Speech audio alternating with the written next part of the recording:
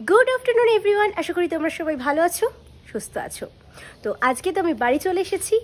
সকাল থেকে ভিডিও করতে পারিনি কারণ কলেজ গেছিলাম, তারপর ওখান থেকে এখানে এসেছি। খুবই হ্যাপাজালি হয়েছে সব কিছু, সেজন্য চলে এসেছি বাড়িতে।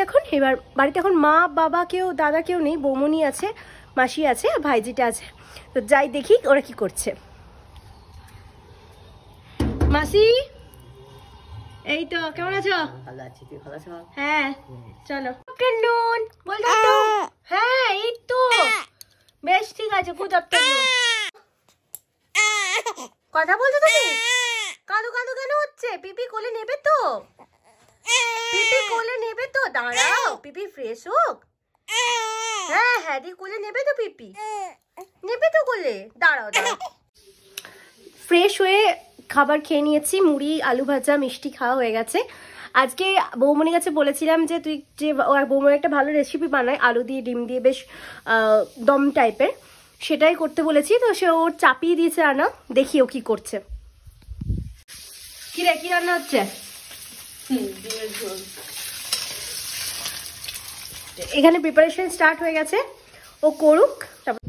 তো মা অফিস থেকে চলে এসেছে, দেখি কি এনেছো গো? নিয়েছো? এটা কি এনেছো? তুই যেমন চেপেছিলি দোলনা, ভাইজি নিয়ে এলাম তোর ভাইজির জন্য।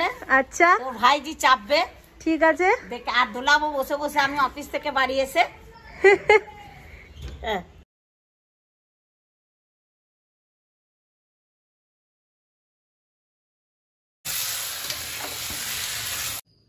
তোমার কি বানাচ্ছ?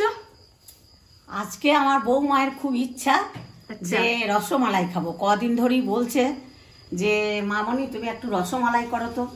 তা আমি দেখলাম যে আমার মেয়ে তো আজকে বাড়ি আসছে কলেজ করে, তা সেই জন্যই ভাবলাম যে মেয়েও আসুক, তাহলে একসাথে সবাই মিলে রসমালাই খাওয়া যাবে। ঠিক আছে দেখি। তাই আজকে সন্ধ্যেটা রসমালাই হচ্ছে। ঠিক আছে। ক্ষীর দিয়েছি আমার দুধ দিয়ে, আমুল দুধ দিয়ে গুলে রসমালাই হচ্ছে। আর এদিকে মেয়ে বলেছে যে আমি রাত্রে অনেক কয়েকদিন ধরে তো ডিম খাচ্ছি, তা মাছ খাইনি, সেই জন্য আজকে রাত্রেবেলায় বৌমাদের ওই পটল দিয়ে ডিম দিয়ে একটা তরকারি হলো।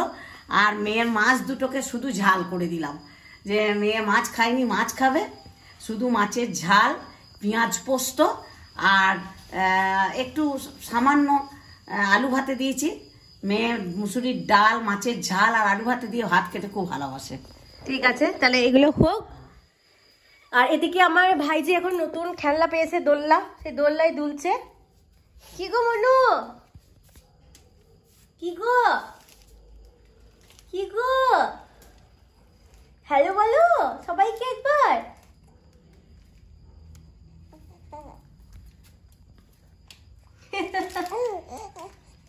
সবাইকে হ্যালো বলছে তোমাদের। কিছুতেই থাকবে না, কোলেও থাকবে না, ওকে হাঁটাতে হবে, না হলে দোলাতে হবে। তো এখন নতুন দোলনা পেয়েছে, সেটা নিয়ে এখন দুলছে নাকি গো।